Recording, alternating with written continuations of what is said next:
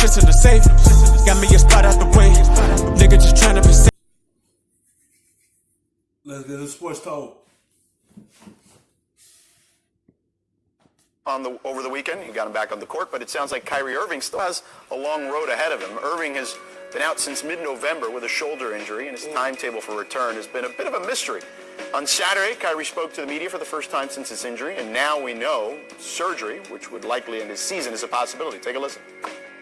It just sucks, man. It really is disheartening when, you know, you're working your tail off to be at a certain level, and then, you know, your shooting shoulder just starts to give out on you a little bit.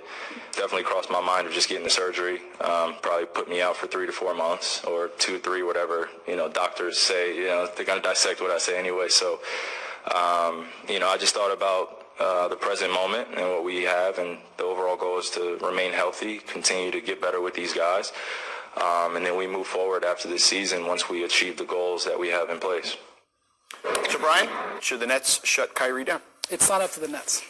It's up to Kyrie. So the thing is, we talk about player empowerment all the time in relative to roster construction, but there's a wave of player empowerment when it comes to medical decisions. The Kawhi's scenario is A1A example of that. You know, in that interview, Kyrie talked about how he didn't want to take anti-inflammatories, which could have shortened the recovery process. He really wanted to avoid surgery. He really wanted to avoid a cortisone shot. And I understand that. You know, Kyrie has had a history where he's had surgeries that have gone sideways. Yeah. He's had infections. He's played through injuries that have led to other injuries. I understand why he's being conservative. And I think it's going to be his call on this. I will say this, and this is what's interesting going forward, and I can't see the future, okay? I can't see the future either, but let's shut it down. Shut it down and sit and watch the Nets just play. Just come back fully healthy next year with Kevin Durant. So this team could be fully at strength next year. Just shut it down, because you don't want to make it worse of you trying to return in the middle of this season. Just shut it down. Protect yourself from you. Don't hurt yourself trying to go out there and try to figure out a way to change your shot up. Just wait until the next season. Don't hurt your team about making yourself have a setback and then you miss most of the part of next season. Just shut it down and just come back when Kevin Durant come back. But Kyrie is a guy who has been injury prone his entire career. He's prone to get certain injuries that, you know, we've seen him on his foot, his hand, his face, his knee. He's had a lot of different injuries. And if he is going to be very conservative in recovery from injuries going forward, which, because of his experiences, I understand, that's something to pay attention to if you're the Nets. If you're an injury-prone player who's going to be very conservative. And I don't know where this is going to take them. But this is not up to the Nets. It's up to him. But the Nets know what they was getting when they signed him. Kyrie always been injury-prone. And clearly he missed a part of the season due to injuries. I think because of his knee. He had injuries all throughout his career. You know what you're getting when you bring Kyrie in here. You're going to get a dominant ball handler, dominant player, but you know the injuries come along with it. They know what they're getting, but it's up to him to protect himself from himself. Don't force yourself back on that court, or you're going to have a setback and hurt your team. But they know what they was getting. They could get a fully healthy player and he just shut it down now. It's going to be up to Kyrie Irving. So I agree with you, it's not up to the Nets. But the Nets are actually in a place, especially with the way Spencer Dinwiddie's playing, where I think you look at this season, you say, we don't have Durant yet. Right. Kyrie's hurt. He doesn't want to necessarily push it. He's being conservative with this.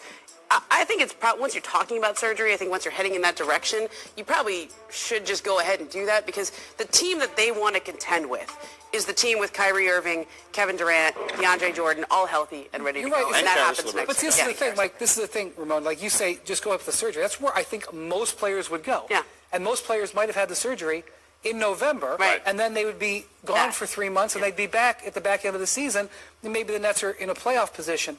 But it's the same with Kyrie. He doesn't want to have surgery. He's had surgeries that have gone poorly. So I think that's the thing. Like, he kind of, the way he approached this, he may have approached it into a season-ending injury when it doesn't necessarily have to be.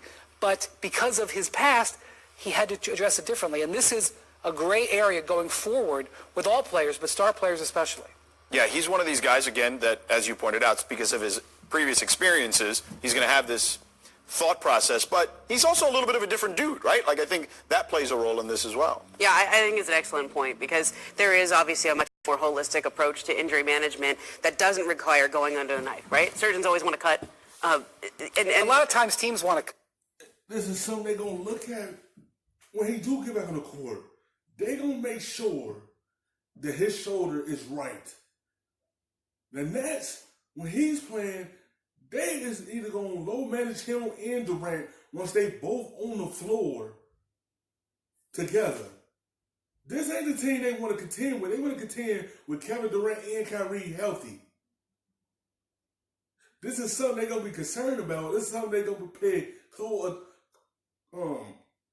attention to it. They're going to pay attention to it. Because they don't want him fully healthy so they can get it going next year. But he don't have the surgery. I don't know what he want to do. Because they want to get their player back. Right. Yeah, just take these drugs, take the surgery, do this. And I understand from a player empowerment standpoint, but also just from a human being standpoint, when you have a different view on how you should manage that. Well, and I respect the no cortisone, no anti-inflammatories, because that stuff does do damage to you long term. So I'm not trying to, like, dissuade him from doing that stuff. Like, I think it actually makes a ton of sense. Thanks for watching ESPN on YouTube. For more sports highlights and analysis, be sure to download the ESPN app.